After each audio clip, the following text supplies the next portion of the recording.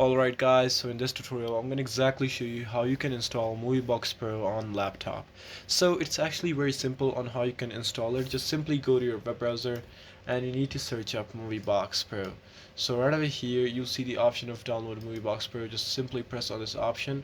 Right over here you need to press on your Google account and make sure you log in with your Google account, because without signing in it won't let you in. So just simply log it into your account, and if it says not, you need an invitation code for this. So if you don't have an invitation code, you can just simply back it up and get your invitation code. But if you don't have any invitations code, what you can do is just use an emulator for your laptop.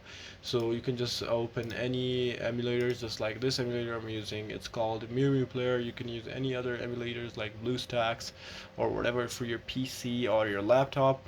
Just go ahead and open your emulator. Once you open your emulator, just go ahead and open a Play Store on your emulator, and right over here you just gotta search up MovieBox Pro. And once you search it up, you'll be able to see MovieBox Pro right over here.